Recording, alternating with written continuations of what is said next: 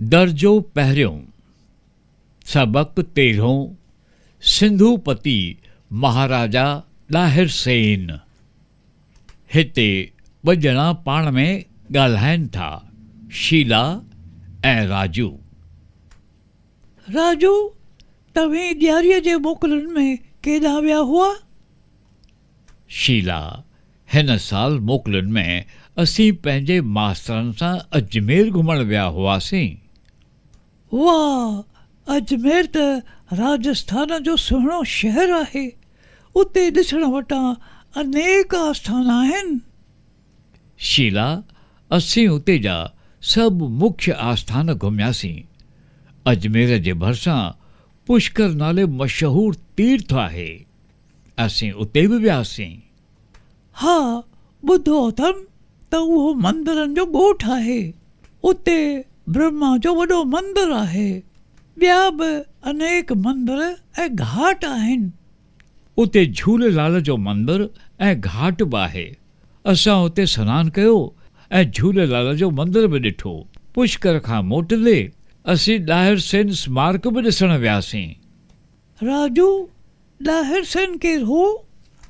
भारत जे इतिहास में सिंधुपति महाराज ॾाहिर सेन जो आस्थान ओतिरो ई ऊंचो आहे जेतिरो राणे प्रताप, गुरु गोबिंद सिंह ऐं शिवाजी महाराज जो आहे।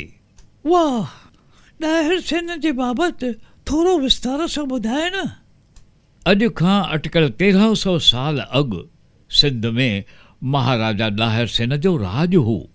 हू क़ाबिल हुकुमरान त हो ई, उन सां गॾोगॾु जंगजू बि हो। उन जे राज में सिंध विशाल ऐं सुखियो सताबो मुल्क हो।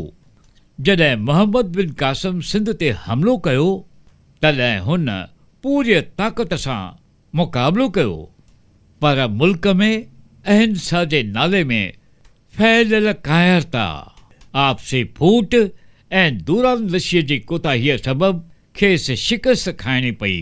तंहिं हूंदे बि हू आख़िरी दम ताईं लड़ाईअ जे मैदान में लड़ंदो रहियो। ॾाहिर सेन जी शहादत बैदि हुन जे ॿिन्ही धीअरुनि सूरज देवीअ ऐं परमल देवीअ पंहिंजी दूरांदशीअ ऐं बहादुरीअ सां हमलावरनि खे सबक़ सेखारियो। वाह, उन्हनि जे यादि में ई पुष्कर ऐं अजमेर जे विच में पहाड़ुनि जे सुहिणनि वादियुनि में ॾाहिर सेन स्मारक जोड़ायो वियो आहे। उहो मां बि ज़रूरु ॾिसंदसि।